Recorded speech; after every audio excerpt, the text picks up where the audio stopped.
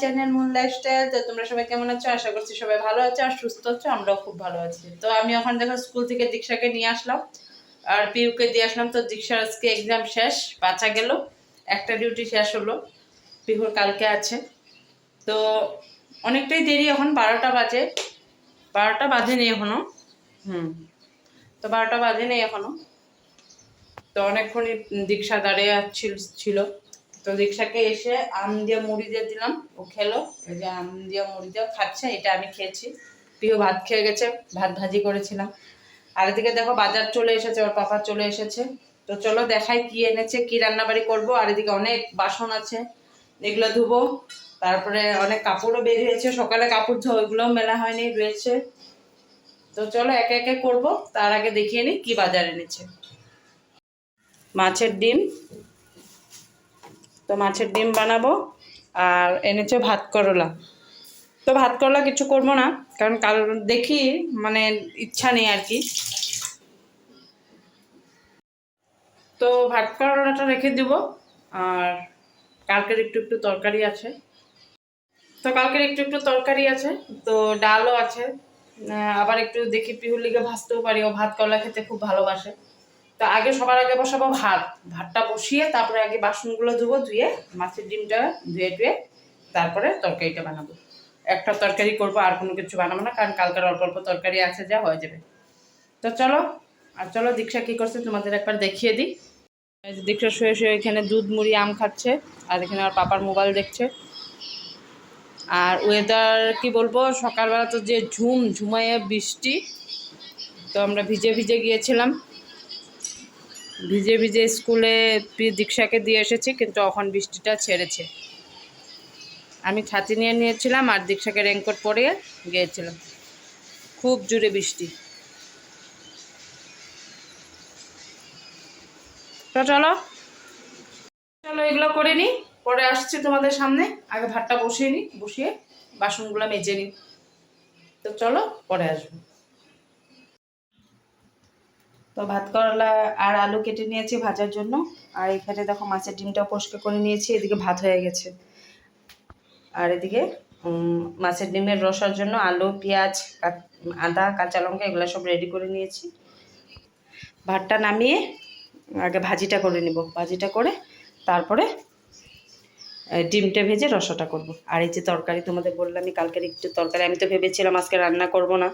তো এই যে দেখো তরকারি, এটা তরকারি আছে, এটাও তরকারি আছে, ডাল আছে। তো চলো রান্নাটা করে নিই।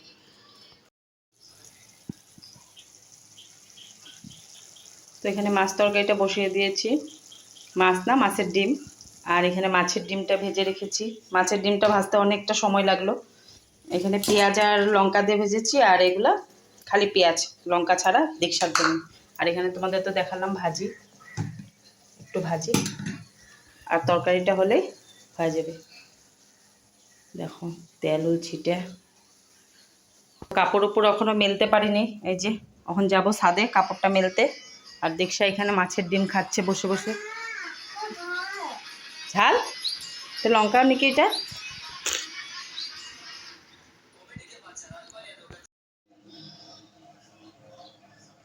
তো ধোয়া উঠছে, ঝোলটা মাত্রই নামালাম, একটু ঝুলঝুলি রেখেছি। আর এখানে ডালটা বসিয়েছি গরম, ফ্রিজে ছিল, একটু হালকা গরম করে নেব, তারপরে গ্যাস পরিষ্কার করবো।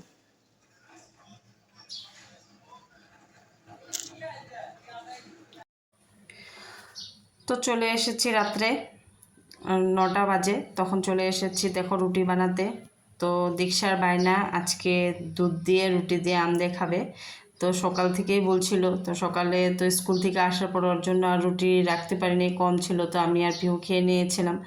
তো তখনও এসে বলেছিল মা আমাকে রুটি বানিয়ে দাও। তো তখন তো মুড়িতে দুধ দিয়ে আম দিয়ে, ও আম খেতে এত ভালোবাসে যে আম দিয়ে মুড়ি দিয়ে দিলেও খায়, আর দুধ দিয়ে রুটি দিয়েও মানে খেতে ভালোবাসে আর কি।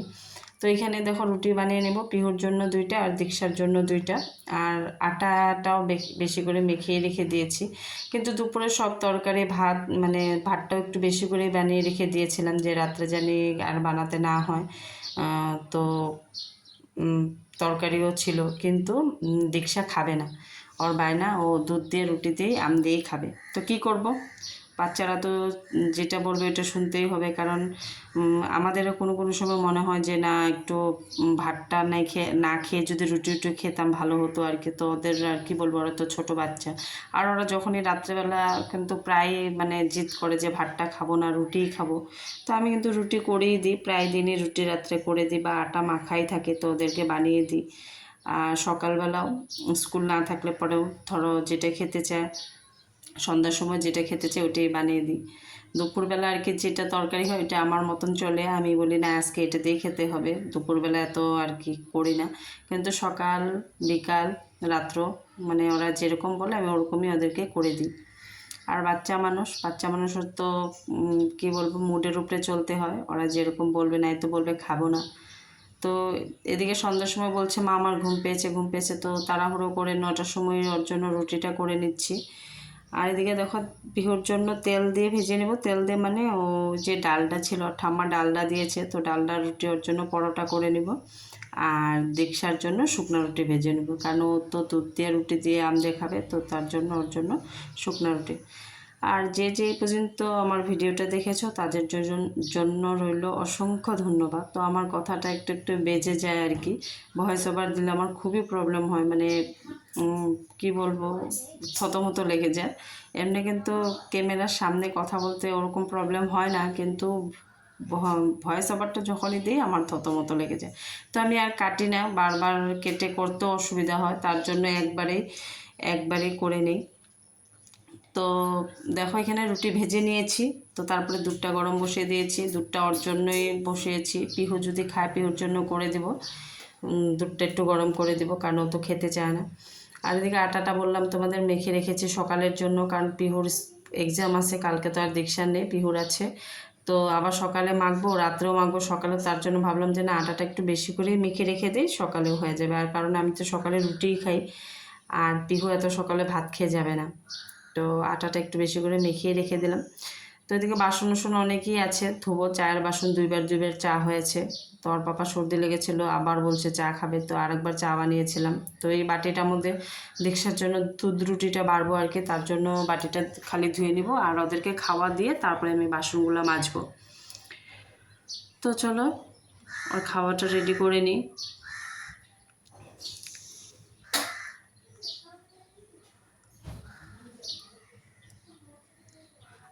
আর রুটি বেললে তো অনেক গুঁড়া মানে আটা পড়ে থাকে, তো একটু জল পড়লে আবার আঠা হয়ে যায়। তো তার জন্য আগে গুঁড়াগুলো মানে ঝেড়ে ফেলে দিব, তারপরে ভিজা কাপড় দিয়ে আর কি মুছে দিই। আগে মানে গুঁড়া আটাগুলো যেগুলো পড়ে থাকে ওগুলো আগে ঝেড়ে ফেলে নিই, তারপরে ভিজা কাপড় দিয়ে মুছে দিই, নাই তো পুরো আঠা হয়ে যায়। তো এদিকে দেখো দীক্ষার দুধটা গরম করে ঢেলে নিয়েছি, তারপরে আমটা কেটে নিব। আর আমটা অনেক পাকাই ছিল, তো আমি হাত দিয়ে আমটাকে ছুলে নিয়েছি, ছুলে তারপর আর কি কেটে দিব। তো দাও দিয়ে এটা কাটতে গেলে মানে হতো না, অনেকটাই পাকা ছিল, তার জন্য হাত দিয়ে ছুলে নিয়েছি, হাত দিয়ে ছুলে কেটে দিয়ে দিব।